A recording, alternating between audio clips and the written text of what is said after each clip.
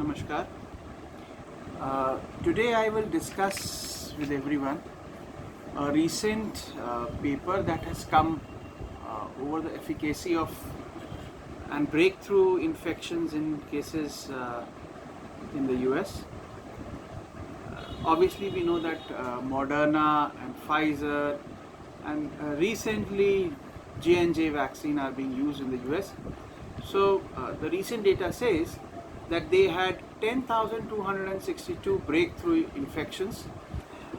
This has to be put into perspective. 130 million people have been fully vaccinated in the US. Though I think the number of people that they have been able to catch in breakthrough infections is a little underestimation, but we are looking at numbers that have been caught by the system. So in that 10,262 people, 63% were female, and I am very it's very strange for me to see that. 58 years was the average age. 27% were asymptomatic. They were just caught by routine surveillance.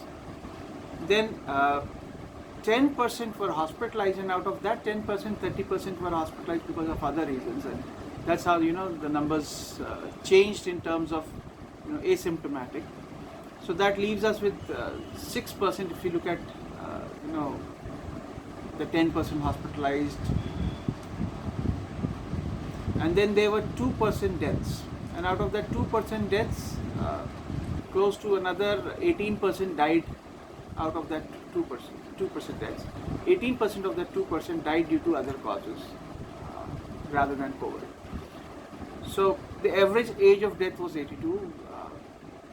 I think what we need to understand from this data is that the number of people who essentially died was more in people who did not produce enough antibodies.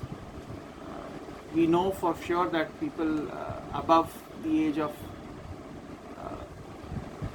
65, 70 do not produce as much antibodies as a young person does. And then another interesting information that has started coming from that data is that they sequenced approximately 5% of that population, and they found 64% variants of concern. So that is how deaths and infections or breakthrough infections were caused by variants of concern. And out of those variants of concern, 56% of the breakthrough infections took place because of B117, which was first found in the UK, and then 25% was B.1.429, and another 8% B.1.427. That it's close to 33% of that data, and that variant was first found in California, so that's a homegrown variant. Then there is 8% of the Brazilian variant which caused all these breakthrough infections, and then there's B.1.351. That's the variant which was first found in South Africa, and that is at 4%.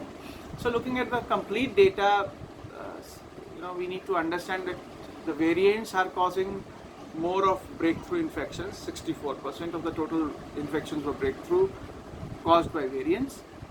And then out of those variants, it seems that the B.1.7 that is taking over, and that is also causing more breakthrough infections. That has also been seen in the general population, that the B.1.7 is slowly increasing in numbers in the US. So that's how it stands. The numbers are low, but they are still of concern, especially when only 30% of population of the US is fully vaccinated. And then we have started having people without masks because of the CDC mandates. That's another area of concern. And then the kids haven't been vaccinated, that's another area of concern. So if you all add all of that, that's a big number. And I hope that these numbers don't change and the US does not look at a bigger problem ahead. Fingers crossed. Thank you.